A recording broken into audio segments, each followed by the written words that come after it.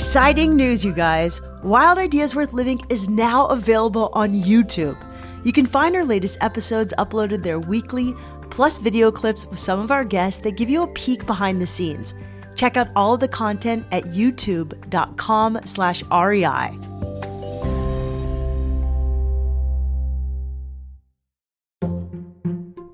I remember this moment perfectly. I was standing in the cake shop I was working at. I was standing in 9 Cakes, and I was looking out these huge floor-to-ceiling glass windows we had overlooking the Statue of Liberty. It was sunset. It was so beautiful at night. I was the only one in the cake shop working, and I thought, man, I wish I could just take this cake on an adventure. Like, I wish I could take this cake I'm working on, stick it in my backpack, take it up a mountain.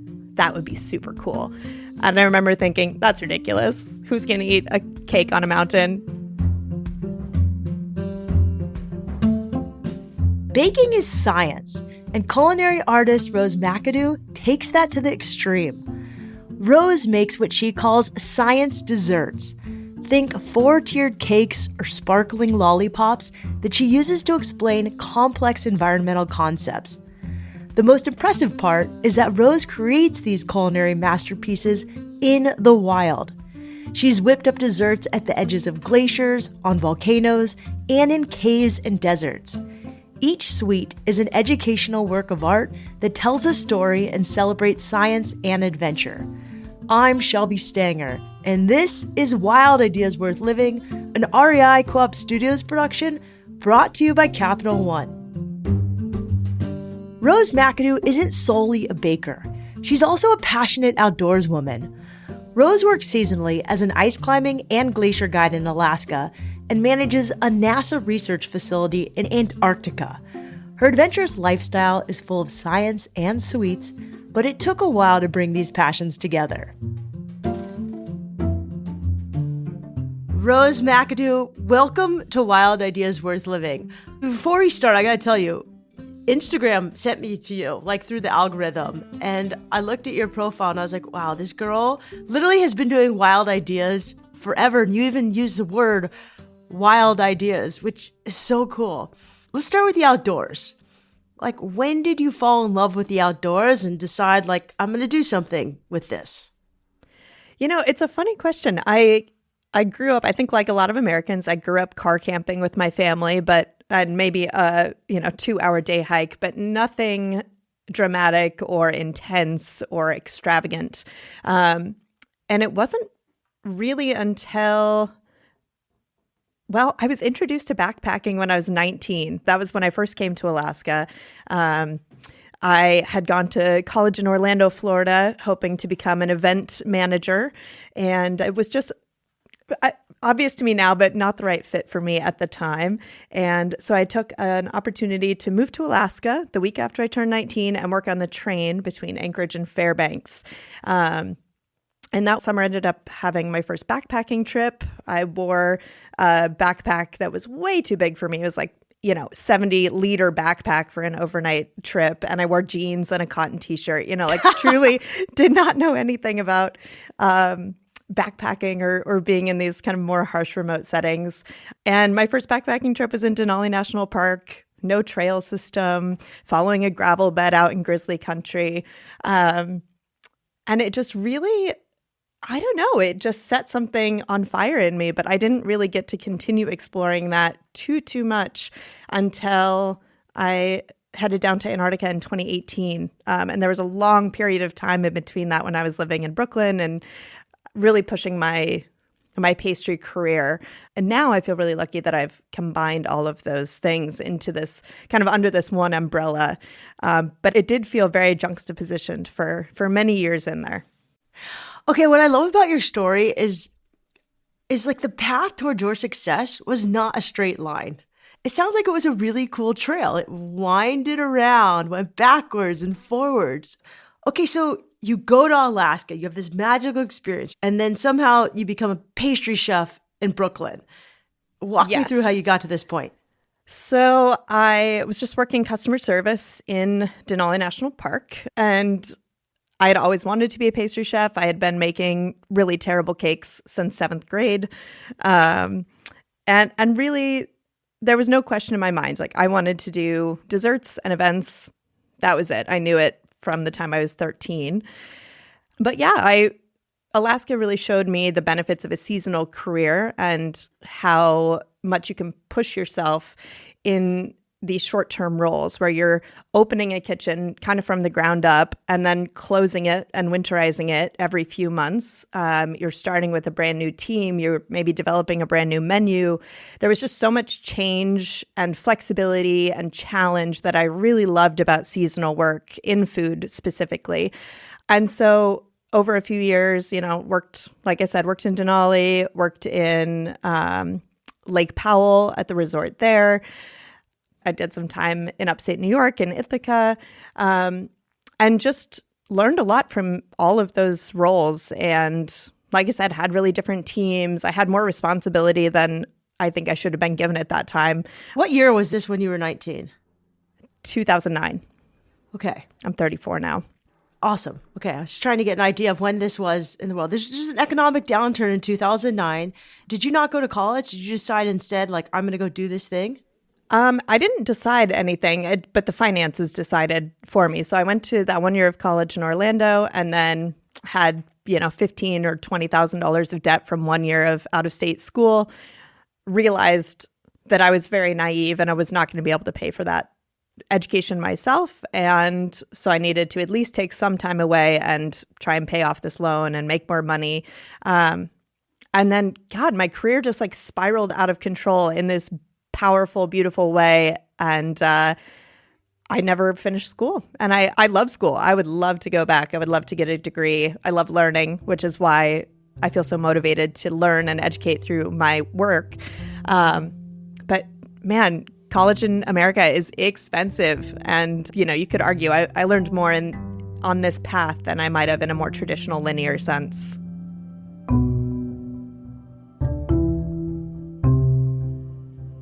In 2015, Rose moved to Brooklyn to work at a high-end cake shop.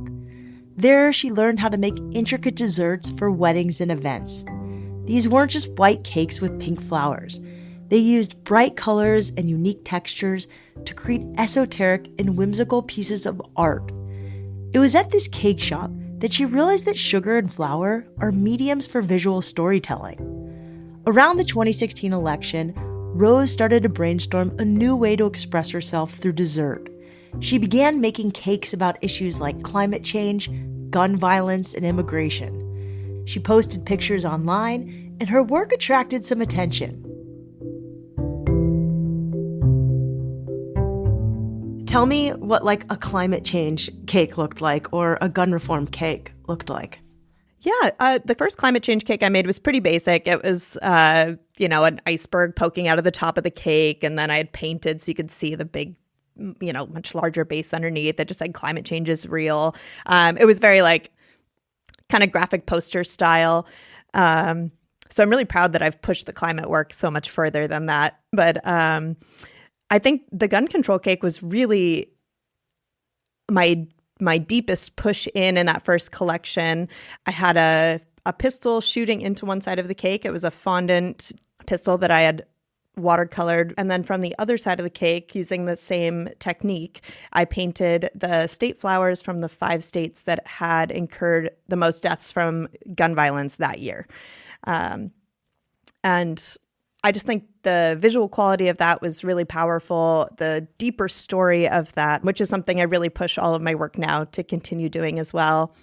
But my favorite from that collection might have been I made a bust of the Statue of Liberty wearing a headscarf to really highlight the plight of immigration that was happening all over America, but especially in New York at the time. How did these cakes taste? How were they received? Yeah, that first collection was actually all dummy cakes, so all styrofoam. Otherwise, it would have fed, 1,500 people.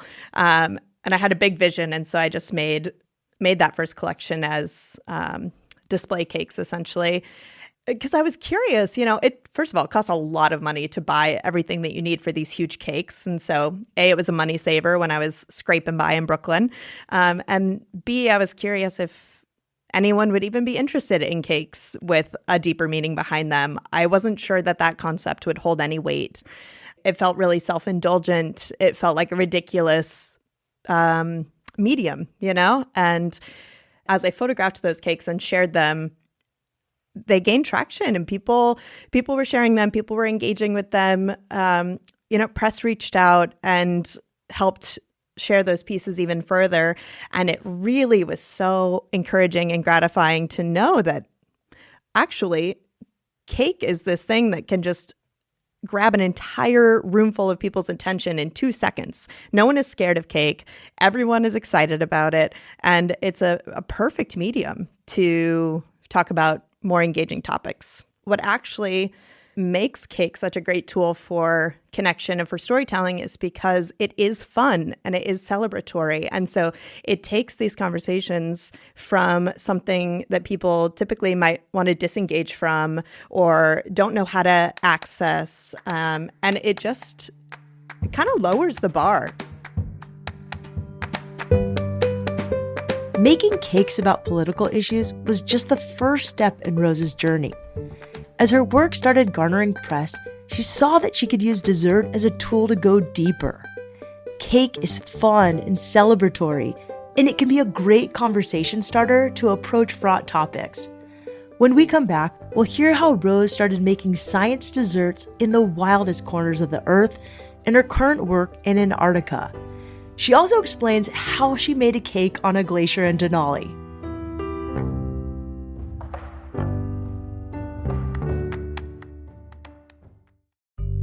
Hey Wild Ideas listeners, I have good news. REI and Capital One have partnered together to support the shared mission of creating a more equitable outdoors. Through the REI Co-op MasterCard program, Capital One and REI have donated $3 million to the REI Cooperative Action Fund. That donation supports more than 200 nonprofit organizations across the country working to create a more equitable outdoors for everyone. If you want to find REI Fund grantees in your community and learn more about the amazing work they're doing, visit reifund.org/grantees. That's reifund.org/grantees. And to learn more about the REI Co-op MasterCard program, go to rei.com/MasterCard-podcast. That's rei.com/MasterCard-podcast. We'll include both links in the show notes. Terms apply. Hey Wild Ideas listeners, summer's here and it's gonna be a hot one. Stay hydrated with GOO Hydration Tabs. With just a drop and a fizz in your bottle, they replenish sodium, the primary electrolyte you lose when you sweat. They're easy to carry and available in 6 tasty flavors, like strawberry lemonade and tropical citrus. Need energy on the go? Try GOO Energy Chews.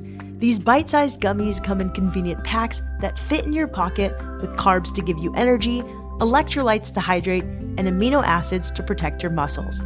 It's going to be a wild summer, so stay hydrated and energized with GOO Hydration Tabs and GOO Energy Chews. Available now at your local REI or rei.com.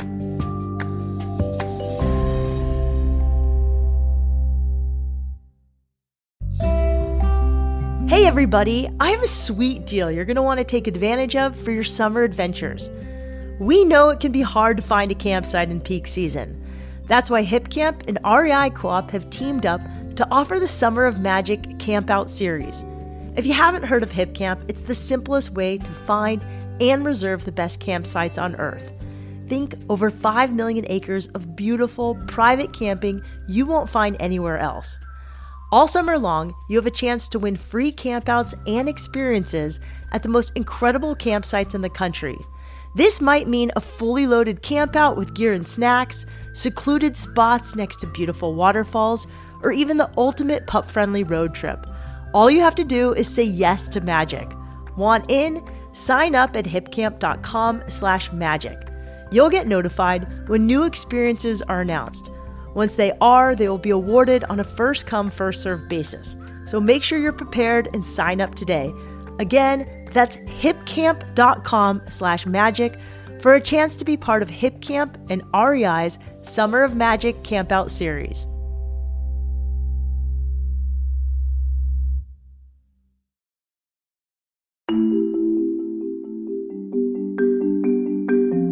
Rose McAdoo makes culinary art pieces with a message. Her work started with a more political bent, But now she mostly makes desserts to show appreciation for climate scientists and to spread awareness about environmental issues. After an extensive career as a high-end pastry chef in New York, Rose decided to take her professional life in a different direction. She applied to be a sous chef at McMurdo Station in Antarctica. McMurdo Station is a huge research base that houses and feeds about 1,000 people. There, Rose was surrounded by incredible scientists at the top of their game, and their work inspired her next round of desserts. I made friends with teams of scientists. I learned what was going on down there, and I just sketched cake ideas. I went to every science lecture that I could. I learned as much as possible. My closest group of friends was a team of paleontologists looking for fossils that would unite fish and amphibians on the timetables. And so I made a cake about that paleontology dig that was happening in the deserted dry valleys of Antarctica. I made a cake about my friend Dr. Sean Devlin, who is diving under the frozen sea ice to collect these little tiny microscopic samples to understand what life is like in frozen environments. I made a cake about sea ice break and the logistics of getting 3 years of materials to an Antarctic research base via ship. That whole collection of cakes is just really exciting, and it was the first time I had made science communication cakes, and I sent out a bunch of press releases, and the only people that got back to me was the team at NPR, and that changed the entire course of my career. They were my last Hail Mary, laughing to myself, drinking wine as I'm sending out press releases, like, I'll send one to NPR, won't hear anything back, but good for me for trying. And they picked it up, and they featured these Antarctic communication cakes on the NPR platform.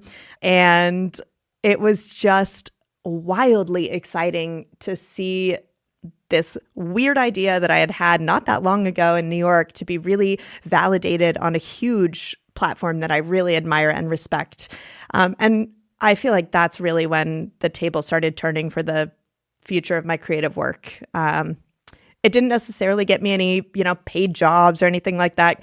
But yeah, it really showed me that this concept held weight and that it excited me. It made me want to continue making cakes that told a larger story, especially about science. That felt really important. I feel like scientists are people that globally we rely on so much to tell us what's happening on our planet, but they are these hidden away people that no one really knows. Like, how many climate scientists does the average American know? Probably zero, maybe one. Scientists are so behind the scenes. They're in a lab or an office, but they're teaching us so much. Every article we read is based on the research that they're doing. Every documentary that we watch, everything that we learn about our planet is coming from these people who just don't get the credit they deserve and who often don't have the time to communicate the work that they're putting their entire lives into executing. And so Antarctica has inspired me in this way that makes me want to push these incredible, genius perspectives and incredibly hard work and a lot of field-based work.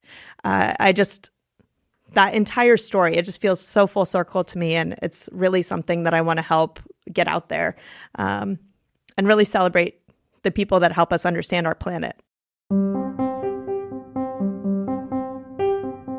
For a long time, Rose had been thinking about how to make her desserts out in the wild. She wanted to produce them on expeditions and share them with the scientists whose work was so inspiring to her. After her first season in Antarctica, Rose returned to Alaska. She made cakes decorated with Arctic sea spiders made of candy, painted like thermal maps, and carved into the shape of deep-sea data collection tools. During this time, she was also working as an outdoor guide and getting wilderness certifications.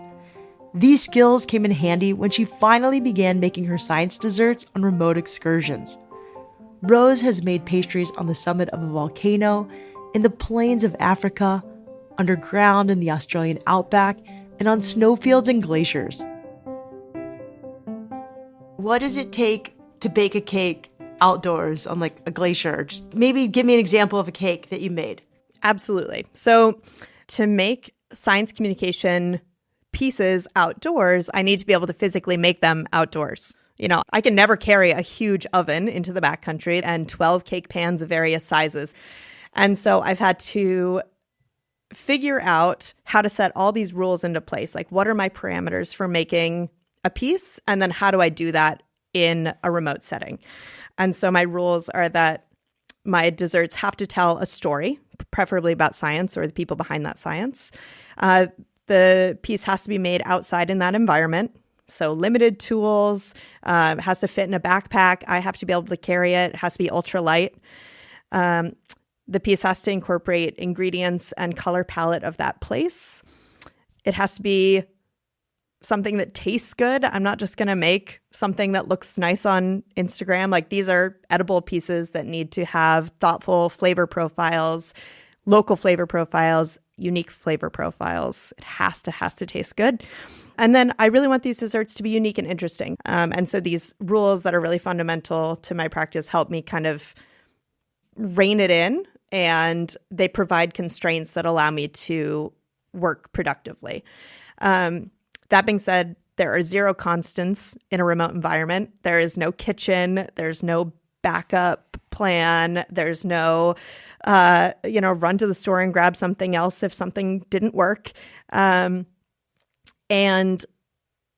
logistically, it is really challenging. I think a lot of people see what I do on social media and they think, oh, she made, a baked Alaska at Denali Base Camp. Cool. But what they didn't see is the year and a half of planning that went into that, the $12,000 of gear, ingredients, tickets for flights, all of the 100 hours of planning that went into designing the recipes, the weeks with little to no sleep while I'm trying to make all this stuff happen and work full time on top of it. The logistics of packing for a dessert expedition.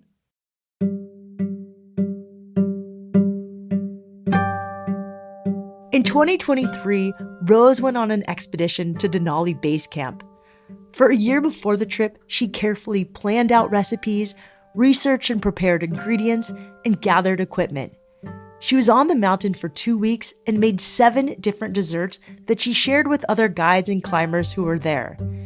Each confection had multiple elements involved: the cake itself, frosting, ganaches, hard candy decorations, and more. One of her favorites was the bedrock erosion cake. Her goal with this cake was to depict what happens to the landscape as glaciers melt.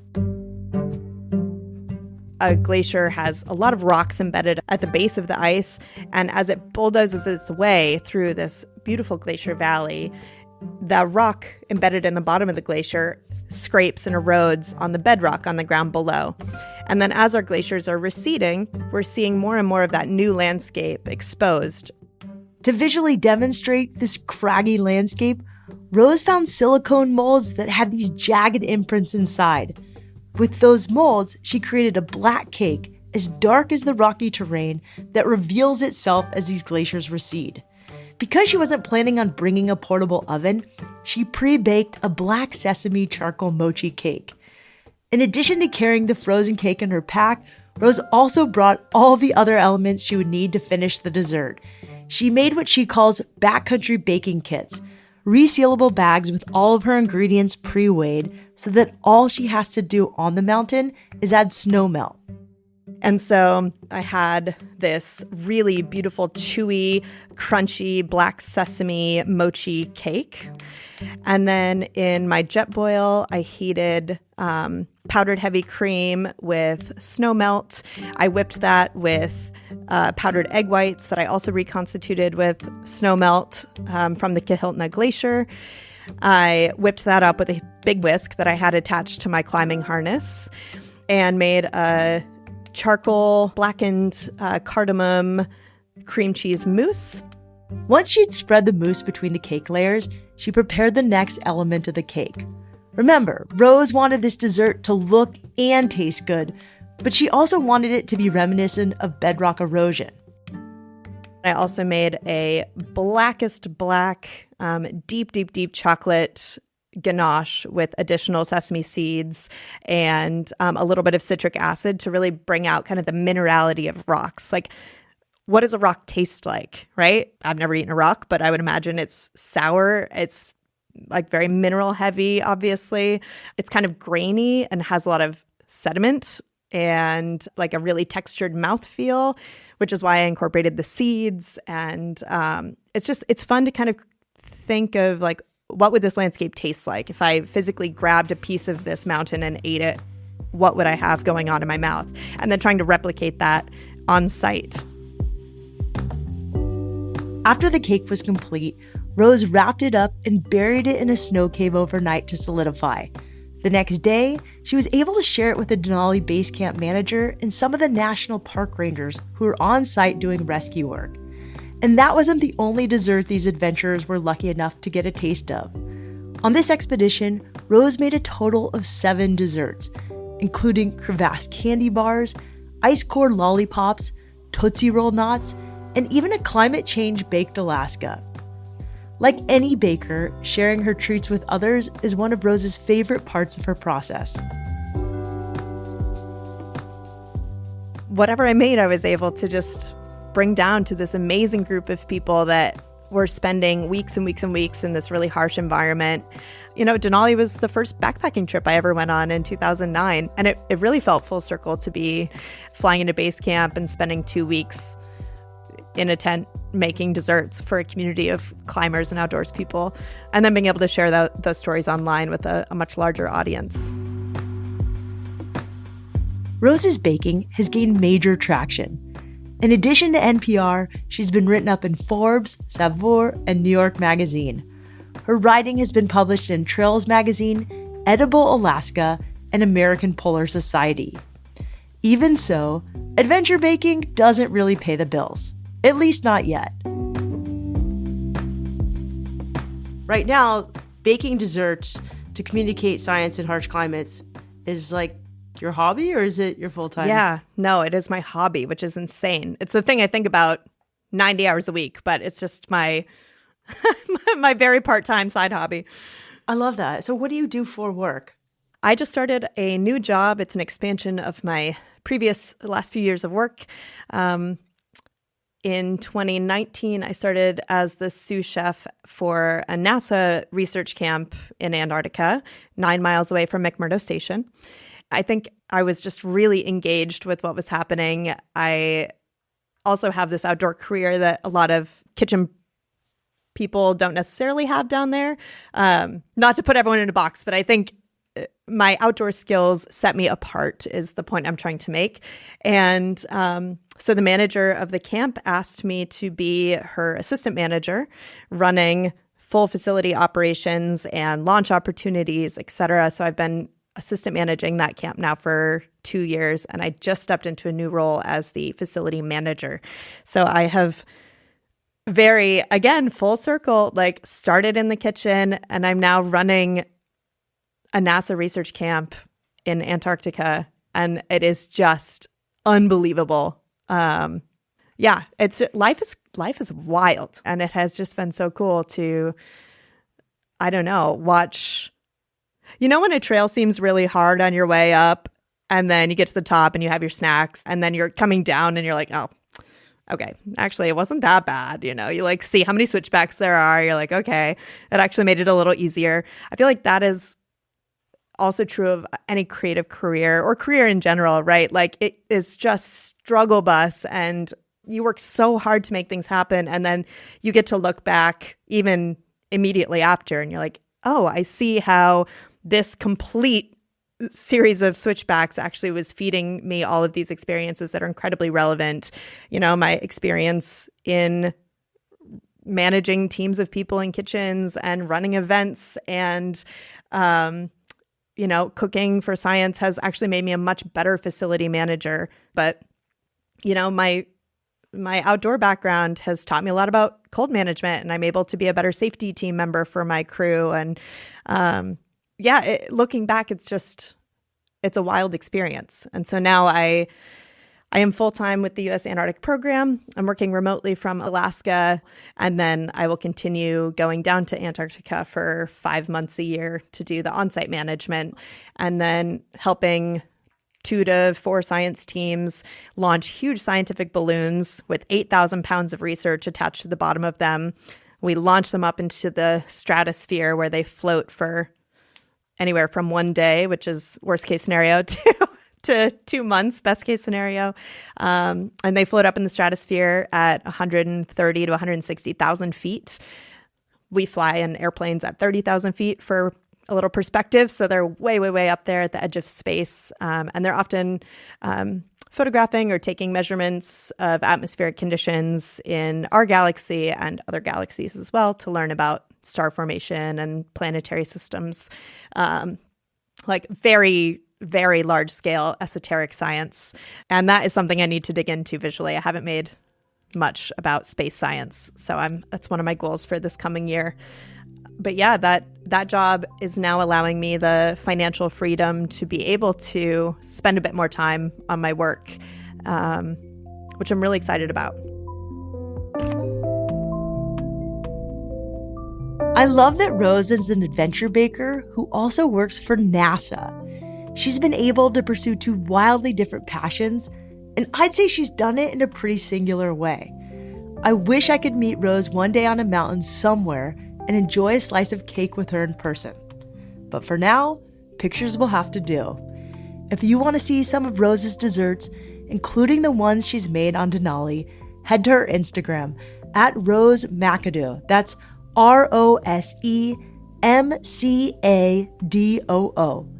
Rose is also coming out with a film about her culinary expedition to Alaska called Creative Approach. You can watch the trailer for that one on her Instagram as well. Wild Ideas Worth Living is part of the REI Podcast Network. It's hosted by me, Shelby Stanger, produced by Annie Fassler, Sylvia Thomas, and Sam Piers-Nitzberg of Puddle Creative. Our senior producers are Jenny Barber and Hannah Boyd. Our executive producers are Paolo Motola and Joe Crosby. As always, we love it when you follow the show, take time to rate it and write a review wherever you listen. And remember, some of the best adventures happen when you follow your wildest ideas.